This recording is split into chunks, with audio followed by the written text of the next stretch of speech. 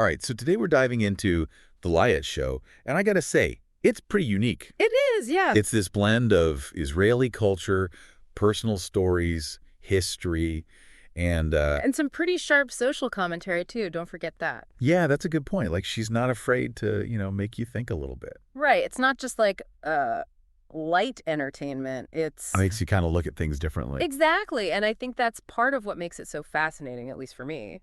I agree, and her audience seems to agree too, because get this, The Liat Show has reached people in 77 countries Wow, that's impressive. and 31 U.S. states. Yeah. So clearly she's, tapping into something that resonates with a lot of people. Yeah, she's definitely doing something right. So what exactly is The Liat Show? How would you describe it, like, to someone who's never encountered it before? Well, Light, she kind of calls herself this architect of narratives. Oh, like that. Instead of building, she's building stories. And the way she does it is by bringing all these seemingly unrelated pieces together. Right. It's like history, music, entrepreneurship, her own personal experiences, all woven into these, what did you call them? Narratives. Narratives, right. Like compelling narratives. Yeah, and I think what makes it so unique is that she's not just rehashing old ideas. She's aiming to create something entirely new, like a whole new way of approaching storytelling. Yeah.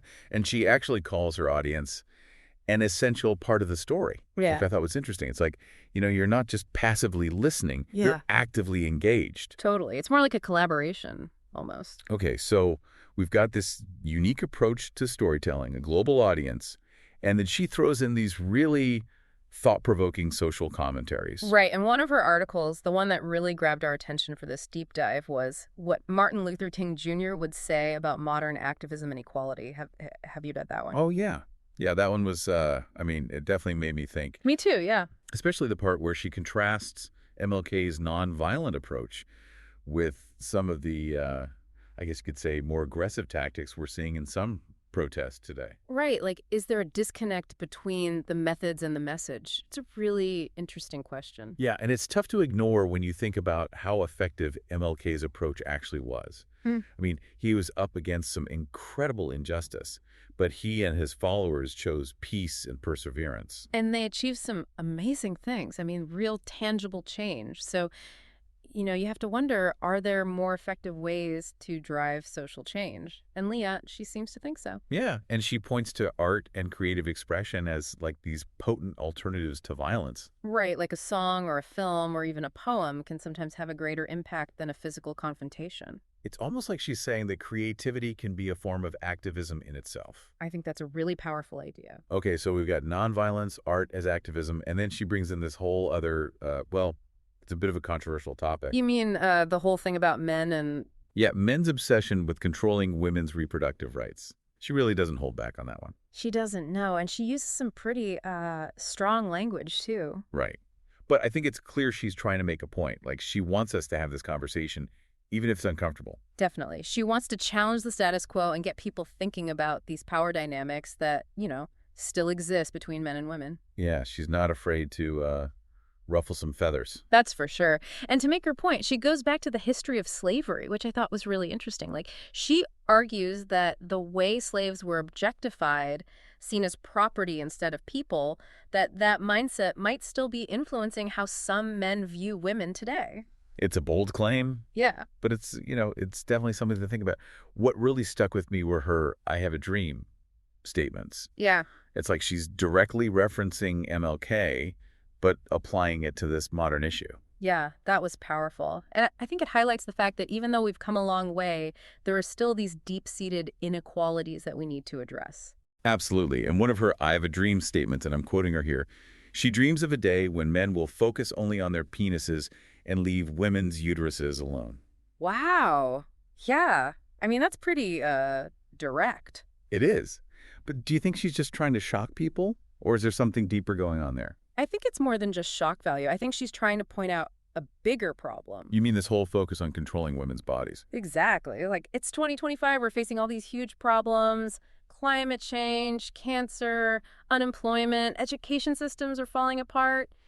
And yet, so much time and energy is still spent on controlling women's uteruses. It does make you wonder, doesn't it? What does that say about us? about our priorities as a society? Right. It's a really important question. It is, and it's one that Lyot seems to be really grappling with in her work. Yeah, and I think it's a question that we all need to be asking ourselves. Yeah, it's kind of strange, right? Like we're talking about, the future of the planet and basic human rights.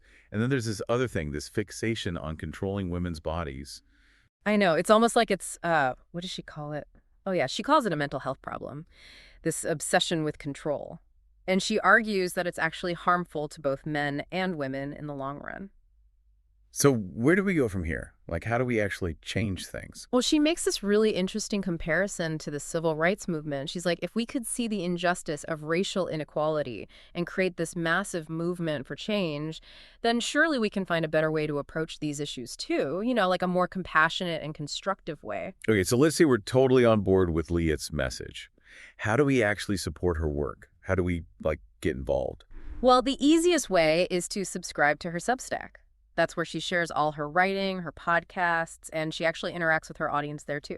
Oh, cool. Is it free? Yeah, there's a free option, but there are also paid subscriptions if you want to support her work more directly. Awesome. And I know she's also pretty active on YouTube, right? Yes, definitely. And she's actually working towards a pretty big milestone on YouTube right now. She needs 1,000 subscribers to be eligible for this Rising Star Award nomination. Wow, that's amazing.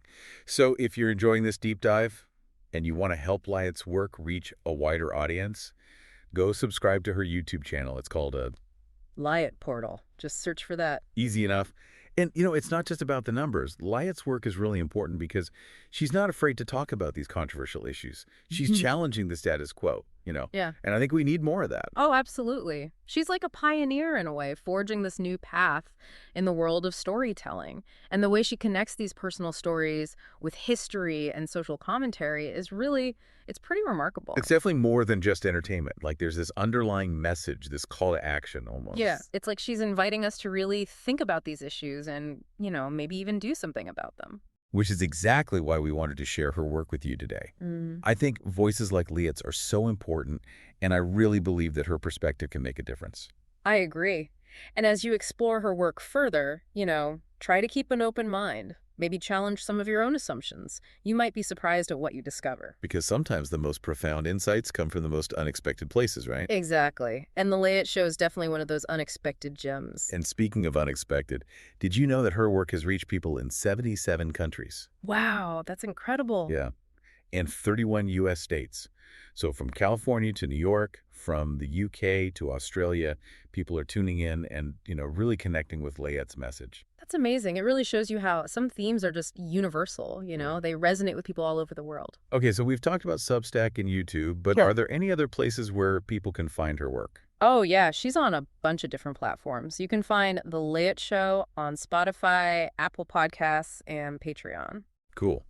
And for those who are interested in the behind-the-scenes stuff, how these podcasts are actually made, you can search for NotebookLM Lyot Portal Podcast or NotebookLM The Lyot Show on Google. That's right. You can learn all about AI-powered storytelling and how technology can be used to, amplify human creativity. It's pretty fascinating. So as we wrap up this deep dive into The Lyot Show, we want to leave you with a question to think about. If art and creativity are such powerful tools for social change, what kind of art could effectively address these issues that Lyot is raising? It's a good question. It's a challenge to all of us, really, to tap into our own creative potential and find new ways to express ourselves and make a difference. Yeah, it's a good one to, ponder as we go about our day. It really is. And it kind of goes back to that thing she said about her audience, being an essential part of the story. Right, right. Like, we're not just passively listening, we're invited to participate, to contribute our own ideas. Like a conversation. Exactly. A collective, kind of reflection. And maybe even action. Yeah, exactly. And I think, that's something that's really missing in a lot of discussions today. So definitely check out The Lyot Show. It's available on, all the platforms, right? Yeah, Substack, Spotify, Apple Podcasts, YouTube, Patreon. So many options. Find it, listen, engage, think. Absolutely. Until next time. See you then.